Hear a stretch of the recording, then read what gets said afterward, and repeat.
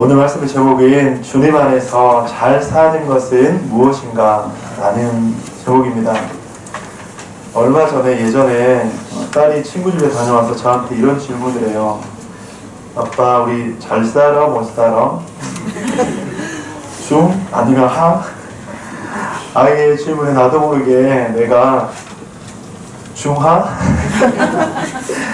저는 되지 않을까? 뭐 상은 아니는 게 명확하니까 그 정도 되지 않을까? 그렇게 대답을 했는데 제가 아차 싶었어요. 잘 사는 것이 뭘까? 잘 사는 것이 집의 크기에 비례할까?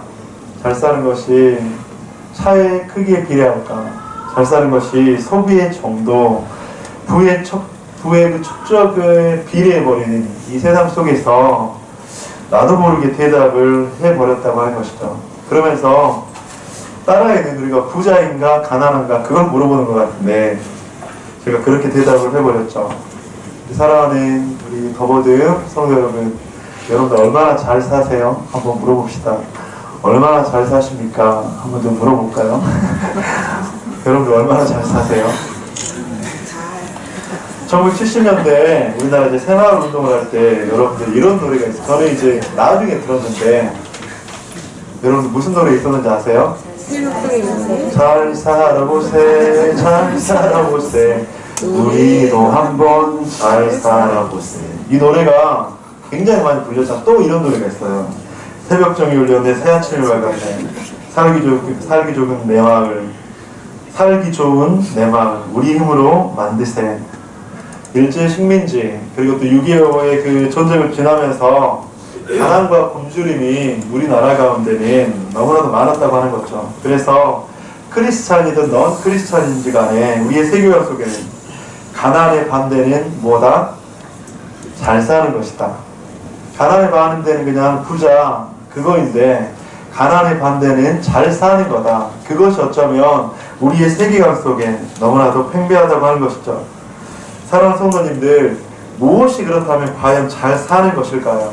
성도님들의 가치, 기준, 인식 속에는 무엇이 잘 사는 것이라고 그렇게 생각을 하십니까? 혹시 내가 하고 싶은 것, 즉 자아 실현을 하면 잘 살 수 있다고 생각하십니까? 아니면 소유에 따라서 그 잘 사는 기준을 정하고 있지 않습니까? 요즘에 젊은 세대 가운데는 워라벨이라는 말이 있어요. 여러분들 아세요? 워라벨. Work and Life Balance. 그러니까 일하고 그 다음에 생활하는 것이 밸런스가 있는 것이 참 잘 사는 것이다. 그래서 요즘 젊은이들은 이것을 추구해요. 근데 요즘에 이제 시니어까지는 아니고 50대, 60대는 또 이런 말이 있어요. 여러분들 그 그레이네상스라는 말 들어보셨어요? 그레이네상스 안 들어보셨죠? 근데 요즘에 신조어이기도 한데 굉장히 많이 이야기를 해요. 그레이네상스. 그 백반, 로인이라는 그 그레이와 르네상스, 다시 전성기가 된다 하는 르네상스의 그 결합어입니다. 그래서 그레이네상스. 그래서 노인과 백발이 다시 한 50대, 60대에 전성기의 삶을 살아가야 된다. 그러면서 이제 그것이 바로 잘 사는 것이다. 그렇게 해서 그레이네상스. 그 다음에 또 액티브 시니어라는 말이 있어요. 액티브 시니어. 요즘에 이것도 신조어입니다. 액티브 시니어. 그래서 바로 나이가 있지만 그 나이가 있는 삶 속에서도 그냥 자기의 삶을 추구하면서 잘 살아가는 것. 그래서 액티비티하게 살아가는 것. 근데 많은 사람들이 이런 것들을 잘 사는 것이다. 그렇게 이야기를 한다고 하는 것이죠. 그래 많은 사람들은 이런 삶 그리고 물질의 소유, 가치에 따라서 누리는가, 누리지 않는가에 따라서 잘 사는 것이다. 버스를 타고 다니느냐, 아니면 좀 더 큰 차를 타고 다니느냐, 강의 남쪽에 사느냐, 강의 북쪽에 사느냐, 아니면 이런 평수에 사느냐, 이런 평수에 사느냐, 문화와 레저를 얼마만큼 즐기고 누릴 수 있느냐, 아니면 나의 휴가지가 국내이냐, 해외이냐, 이런 부분들을 통해서 내가 잘 산다, 잘 살지 못한다. 이 세상에는 그런 가치와 기준이 팽배해졌다고 하는 것이죠. 그런데 성경에서는, 하나님의 말씀에서는 우리들에게 무엇이 과연 잘 사는 것이라고 이야기할까? 그런데 중요한 것은 성경 어디에도 소유의 기준에 따라서 잘 산다 그렇게 말하지 않는다고 하는 것이죠. 제가 말씀을 준비하는데 우리 이명미 집사님 지금 여러분들의 간증 들을 때 잘 사는 것 같아요? 못 사는 것 같아요? 잘 사는 것 같아요. 너무 잘 살잖아요. 그러면서 제가 집사님 앞에 급하게 그렇게 간증을 요청을 했거든요. 성경에서는 소유의 기준에 따라서 잘 산다고 이야기하는 것이 아니고요. 성경에서는 존재의 목적, 존재의 가치에 따라서 잘 사는가, 살아가는가 그것을 보고 잘 산다고 하는 것이죠. 예를 들면 이런 것이죠. 이 컵의 용도는 무엇이죠? 물을 먹는 거잖아요. 근데 이 컵을 갖고 예전에 한번 이야기했던 것 같은데 여기다 밥을 퍼서 먹는다. 퍼서 먹을 수도 있죠. 근데 이 컵의 용도에 따라서 이게 사용되어지는 건가요? 아니죠. 그렇다면 이 컵은 잘 살고 있는 겁니까? 못 사는 겁니까? 잘 못 살고 있어요, 이 컵은. 그리고 즉 그 존재의 목적, 존재의 가치에 따라서 살고 있다면 그 사람은 참 잘 살고 있다.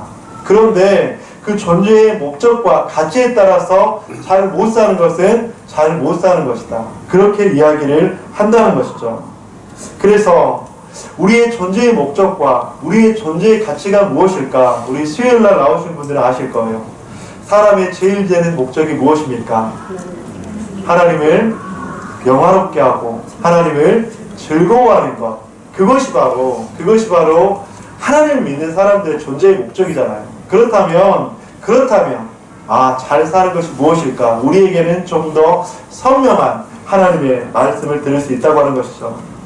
저는 그렇다고 해서 카톨릭의 청빈, 불교의 무소유를 여러분들한테 말씀하고 싶지 않습니다. 여러분들 크리스찬이라고 해서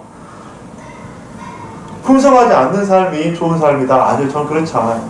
저는 크리스찬이라고 했을 때 더 풍성하게 살 수 있어요. 더 많은 것을 가지고 살 수 있어요. 그래요, 그렇지 않아요? 저는 우리 모두가 그런 사람이 됐으면 좋겠어요. 우리 모든 삶이 많은 것들을 소유하고 많은 것들을 가질 수 있는 삶이 됐으면 좋겠어요. 하지만 그것이 우선이 되는 것이 아니라 존재의 목적, 가치가 우선이 되어서 하나님께서 우리들에게 주신 풍성한 것들을 마음껏 누릴 수 있다면 그것이 바로 하나님께서 우리들에게 원하시는, 이 땅 가운데 살아가길 원하시는 그런 목적과 가치가 아닐까. 그래서 저는 이렇게 말씀을 드리고 싶습니다. 소유의 가치에서 존재 목적의 가치로 방향을 전환하는 우리의 성도님들이 됐으면 좋겠습니다. 그래서 이것이 바로 잘 산다고 하는 것이죠. 하나님의 자녀라는 존재의 그 가치, 예수님의 십자가의 보혈로 새로운 생명을 입었다는 그 가치. 그래서 우리는 이 땅이 우리들의 삶의 종착지가 아니라 영원한 하나님의 나라, 그 천국이 우리의 소유권이다. 바로 그것들을 생각하는 그 가치. 그것이 바로 존재의 목적, 존재의 가치로 살아가는 잘 사는 인생이라고 하는 것이죠.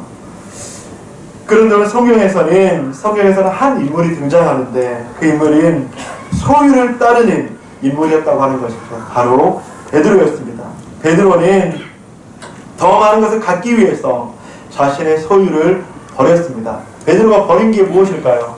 베드로는 뭘 버렸죠? 배와 그물을 버렸어요. 배와 그물은 베드로의 전 재산이라고 할 수 있었습니다. 또 시간을 버렸어요. 3년 반이라는 시간을 버려서 그리고 예수님을 쫓았어요. 그것은 자신의 젊었을 때 자신의 모든 것들을 버렸다고 하는 것이죠. 또한 자신의 직업을 버렸습니다. 이 직업을 버린다는 것은 무엇일까요? 자신의 미래, 어쩌면 희망을 버렸다고 이야기할 수 있다고 하는 것이죠.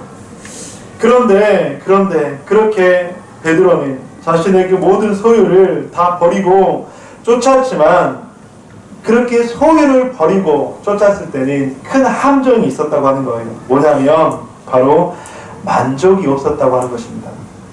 이게 소유를 가지고 쫓을 때 찾아온 큰 함정이에요. 만족이 없다고 하는 것이죠. 여러분들 소유가 채워지면 우리는 만족할까요? 만족하지 않을까요? 만족하지 못해요. 만족하시는 분은 진짜로 제가 존경할 수 있는 분이에요. 근데 소유가 채워지면 참 우리가 연약하게 어떤 걸 바랄까요? 더 더 큰 소유를 바래요. 이게 인간의 본성이고 죄성이에요. 저도 그래요. 또 다른 소유를 원합니다. 더 큰 소유를 원합니다. 그러면서 덜하네.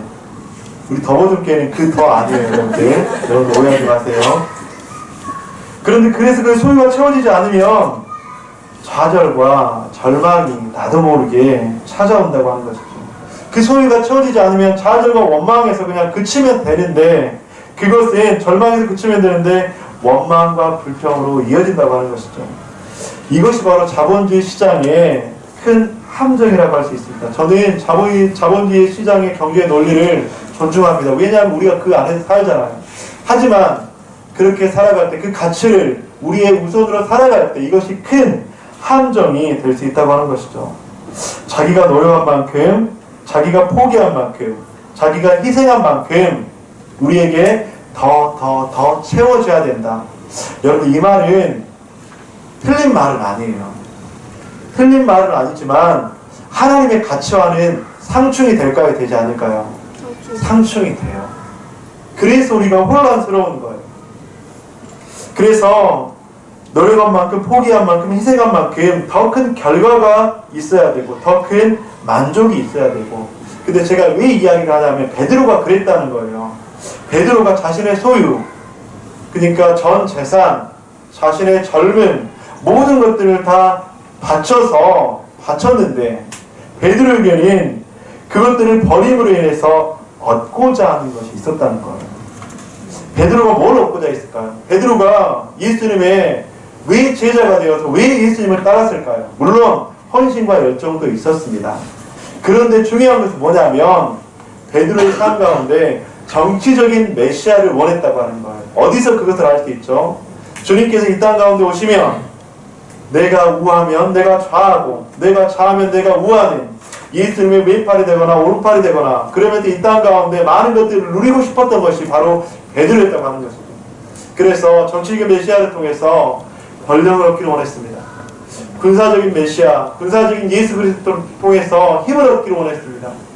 경제적인 메시아 예수 그리스도를 통해서 부를 얻기를 원했다고 하는 것이죠.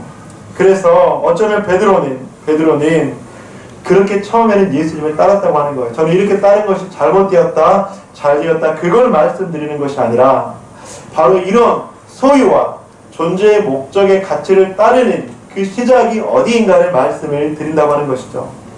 그런데 이렇게 예수님을 따랐는데 베드로의 그 꿈과 목표는 한순간에 물거품이 되어버렸습니다.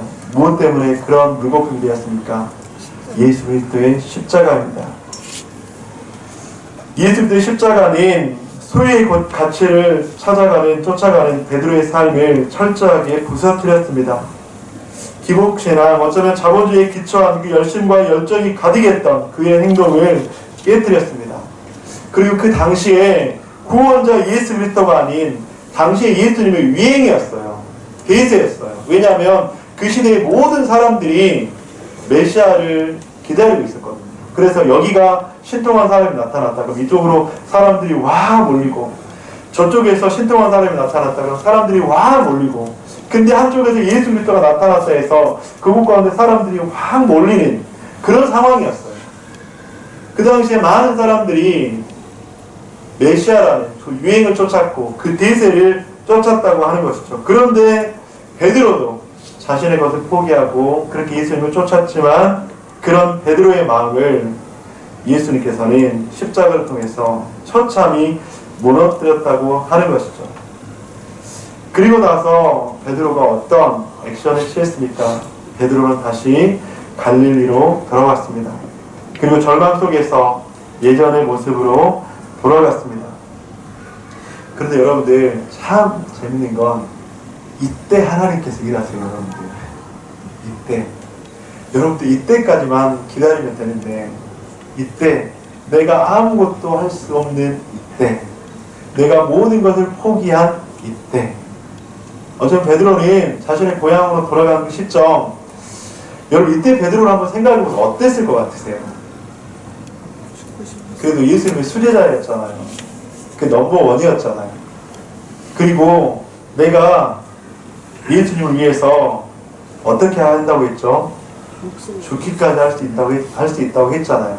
그리고 내가 다른 사람들은 다 부인할지언정 나는 부인하지 않겠다고 그렇게 이야기를 했잖아요. 그런데 한순간에 처참하게 무너진 거예요. 그런 베드로, 그런 갈릴리로 돌아왔을 때 여러분들, 갈릴리로 돌아가는 게 쉬웠을까요? 절대 쉽지 않았어요. 그 동네 사람들이 다 알았거든요. 이제 이번에 성지순례 가면 그 갈릴리를 갈 거예요. 그 배도 탈 겁니다. 동네 사람들이 다 알았어요. 야, 배도, 야, 저 좀 미친 것 같아. 야, 그냥 니 그냥 적당히 좀 믿어. 근데 뭐 재산과 그물까지 다 버리고, 자신의 삶까지 다 버리고, 가족까지 다 버리고 막 예수님을 쫓은 거예요. 그 당시에 많은 사람들이 베드로에게 아마 이상한 소리를 했을 거예요. 그런데 그 갈릴리에 다시 간 거예요. 많은 사람들의 손가락질이 두렵지 않았을까요? 많은 사람들이 그래 거봐, 네가 쫓는 신 별거 아니야. 그런 말에 죄책감과 자책감과 두려움과 분노, 어쩌면 수치심까지 들지 않았을까요? 그런데 불구하고 베드로는 그 갈릴리로 다시 갔습니다. 그런데 그때 바로 그때가 하나님께서 일하시는 시작이라고 하는 것입니다. 그런 베드로에게 예수님께서 찾아오셨습니다. 그리고 나서 예수님께서 베드로에게 첫 번째 질문들을 합니다. 베드로야, 내가 이 사람들보다 나를 더 사랑하느냐?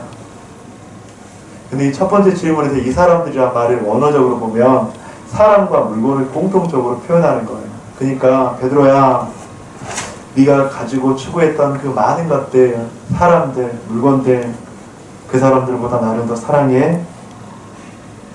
내가 소유의 가치로 쫓았고 그렇게 삼았던 것들보다 나를 더 사랑해? 이 주님, 내가 주님 사랑하는 거 아시잖아요. 다시 한번 베드로에게 묻습니다. 내가 나를 더 사랑하느냐? 다시 한번 묻습니다. 내가 나를 더 사랑하느냐? 여러분들 예수 그리스도의 질문 가운데 베드로의 마음이 무너졌을 것 같아요. 3번 부인했던 자신의 연약함, 자신의 죄성을 다시 한번 생각했을 것 같아요. 아, 내가 사랑한다고 했는데 사랑하지 않아서 부인한 걸 아는데 왜 굳이 물어보시지? 그 마음이 얼마나 어려웠겠어요. 근데 예수님께서는 그런 베드로를 찾아오셔서 그렇게 첫 번째, 두 번째, 세 번째 질문을 하면서 베드로의 내면에 있었던 깊은 아픔들과 좌절감들과 절망감들과 그 수치심 가운데 그를 회복시켰다고 하는 것이죠. 사랑하는 성도 여러분, 저는 우리 공동체가 이 예수 그리스도의 초청의 메시지를 늘 듣는 우리 공동체가 됐으면 좋겠습니다. 내가 나를 사랑하느냐? 내가 나를 사랑하느냐? 내가 나를 사랑하느냐? 사랑하지 않는 거라 알면서도, 나를 부인하고 떠났는지 알면서도 그렇게 다시 한번 질문하시면서 우리에게 찾아오시는 그 예수 그리스도의 그 놀라운 사랑의 음성. 사랑하는 성도 여러분, 무엇인가를 소유하기 위해 예수님을 쫓았던 베드로의 모습까지 그렇게 인정해 주시고 그 존재 자체를 사랑하시는 그 예수 그리스도의 놀라운 사랑. 저는 말씀을 준비하면서 하나님의 그 놀라운 사랑, 십자가의 놀라운 사랑, 이것이 바로 복음의 능력이구나. 다시 한번 주님 앞에 저희 연약함, 저희 죄악담을 회개함으로 나가지 않을 수가 없었습니다. 사랑하는 성도 여러분, 잘 산다고 하는 것은 무엇일까요? 잘 산다고 하는 것은 바로 다른 방향으로 가는 거예요. 예수님께서 함께 하시는 방향, 나의 계획이 아니라 예수님의 그 방향. 그래서 잠언 16장 9절에서 말씀합니다. 사람이 마음으로 자기의 길을 계획할지라도 그의 걸음을 인도하시는 이는 여호와시니라. 자기의 방향이 아니라 하나님과 함께하는 방향, 내 뜻이 아니라 하나님의 뜻, 이것이 바로 잘 산다고 하는 것이죠. 그래서 오늘 본문의 18절 가운데서는 그렇게 말씀합니다. 18절 한번 읽어보도록 하겠습니다. 시작. 내가 스스로 주시로 내게 이르노니 내가 잘못은 스스로 이르기도 원하는 곳으로 가려거니와 늙어서는 내 팔을 벌리니 남이 내게 이르기로 원하지 않는 곳으로 생각하리라. 아멘. 스스로 원하는 곳으로 가느냐, 하나님이 원하지 않는 곳으로 가느냐. 베드로가 그랬어요. 스스로 원하는 곳으로 가고 또 넘어지고, 스스로 원하는 곳으로 가서 또 괜찮은 것 같고, 스스로 원하는 곳으로 가서 또 괜찮은 것 같더니 세상 가운데서 패배하고 좌절하고 자기가 아무것도 할 수 없다고 생각해서 갈릴리로 돌아온 그 베드로를 찾아오신 예수 그리스도의 음성에 순종하면서, 주님, 이제는 제가 진짜로 아무것도 할 수가 없습니다. 내가 이전에는 내 힘으로 내가 원하는 곳으로 다녔는데 이제는 내 힘으로 할 수 있는 것이 아무것도 없습니다. 제가 흩어지는 교회를 시작하면서 하나님께서 저에게 주셨던 놀라운 메시지 가운데 하나예요. 내가 원하는 곳으로 그렇게 가려고 하고 내가 하고 싶은 것을 그렇게 하려고 하고 했는데 안 되더라고요. 그러면서 하나님께서 우리 더모든 교회를 이곳 가운데 세우게 하셔야 줄 믿습니다. 그러면 다시 한번 제 자신을 돌아봤어요. 아, 잘 사는 것이 무엇인가? 내가 원하는 생각, 내가 원하는 기대, 내가 원하는 마음, 그런 거 다 내려놓고 예수님께서 원하시는 거, 예수님을 사랑하는 거, 그것이 바로 잘 사는 것이 아닐까. 사랑하는 성도 여러분, 내가 원하는 곳이 아니라 예수 그리스도께서 원하시는 곳, 내가 바라는 것이 아니라 예수 그리스도께서 바라는 곳, 그곳을 바라보면서 나아가는 저와 여러분이 되시기를 주님의 이름으로 간절히 축원드립니다. 아멘. 두 번째로는 어떻게 하면 잘 사는 것일까? 세상의 소유를 쫓는 것이 아니라 존재의 가치로 살아가는 거예요. 이 말을 조금만 좀 바꿔볼게요. 세상의 소유가 아니라 존재의 가치. 이 말은 무슨 말씀일까요?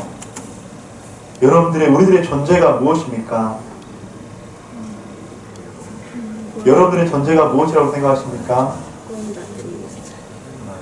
죄인이었는데 예수 그리스도의 십자가 때문에 죽을 수밖에 없었는데 예수님의 능력 때문에 새로운 생명을 얻었고, 예수 그리스도 때문에 이 땅 가운데 소망을 가질 수 있고, 예수 그리스도 때문에 놀라운 능력으로 살아갈 수 있는 그런 나, 예수님의 놀라운 은혜로 말미암아서 새 생명을 얻은 나, 바로 그런 나의 존재로 살아가는 것.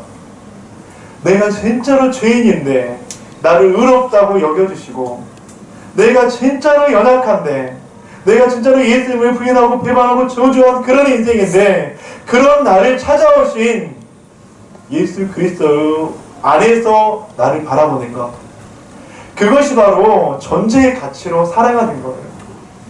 사랑하는 성도 여러분, 저는 우리 공동체가 이런 공동체 되기를 간절히 축원합니다. 저는 저부터가 이런 존재로 살아가야 되겠구나. 나의 가치가 다른 어떤 것으로 평가되어지고, 나의 가치가 다른 어떤 것으로 느껴지는 것이 아니라 예수 그리스도의 그 존재 가치로 내가 느껴진다면 그것이 바로 행복한 것이구나. 그래서 고린도전서 1장 27절에서는 말씀합니다. 그러나 하나님께서 세상에 미련한 것들을 택하사 지혜 있는 자들을 부끄럽게 하려 하시고, 세상에 약한 것들을 택하사 강한 것들을 부끄럽게 하려 하시며. 18절 우리 함께 읽겠습니다. 십자가가 멸망하는 자들에게는 미련한 것이요 구원을 받는 우리에게는 하나님의 능력이라. 아멘. 이 십자가의 말씀을 생각하니까 우리가 살아가는 인생들은 아무것도 아니에요. 다 내려놓을 수 있는 것이고, 이 십자가 예수 그리스도의 복음의 능력을 생각하니까 우리가 주장할 수 있는 것은 아무것도 없는 거예요. 사랑하는 성도 여러분, 우리의 존재의 가치, 하나님 안에서의 나, 예수 그리스도의 십자가의 안에서의 나, 그 안에서 나를 바라보시기를 주님의 이름으로 간절히 축원드립니다. 그렇게 했을 때 그 복음의 능력 가운데서 우리 공동체는 하나님께 영광 돌려드리는 그런 귀한 공동체가 될 줄로 믿습니다. 잘 산다고 하는 것은 무엇입니까?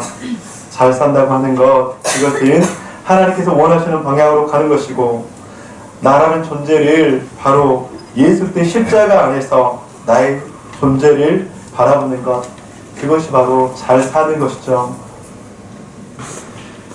요즘에 오랫동안 베스트셀러 중에 하나이고 베스트 유튜브 동영상 중에 하나인 그 왕의 재정이라는 그 책이 있어요. 제가 그 책을 좋아하진 않지만 그래도 거기에 보면 황당한 광신도와 같은 사건이 일어나요. 제주도에서 공부를 하는데 이제 어떤 두 가정이 공동체 생활을 하는 거예요. 근데 그 두 가정 가운데 한 부부에게 돌이 지난 딸이 있습니다. 그런데 그 딸에게 이제 공부하는데 너무나도 어려워서 우유를 사 먹을 돈이 없는 거예요. 그래서 이제 이 책의 저자가 두 가정 중에 한 부부의 아내예요. 이제 그 저자가 사업이 망하고 생활한 지 얼마 되지, 그 공동체 생활한 지 얼마 되지 않아서 너무나도 황당했대요. 딸에게 먹일 우유가 없는데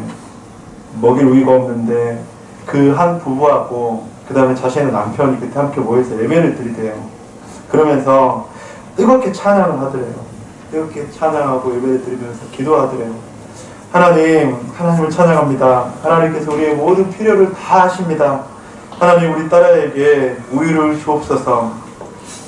그 모습을 보고 그 책의 저자는 광신도와 같았다, 그렇게 이야기를 해요. 그리고 놀라운 기적 같은 일이 일어납니다. 다음날 새벽에 그 현관 문 앞에 젖소에서 갓 짠 우유가 딱 놓여진 거예요.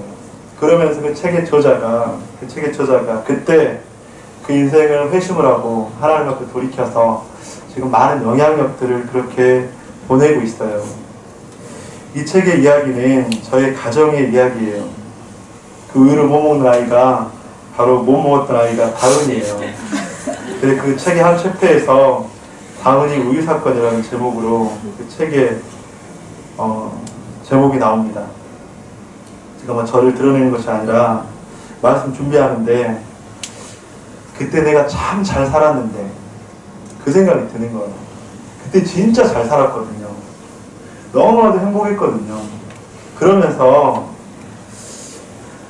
잘 산다고 하는 것이 과연 무엇인가 다시 한번 좀 저를 돌아보게 됐어요.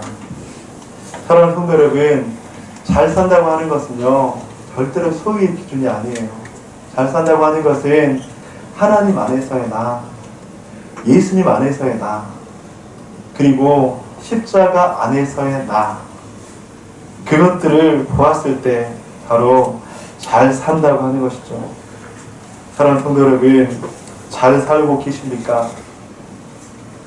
어떤 곳을 바라보며 살아가야 될까요?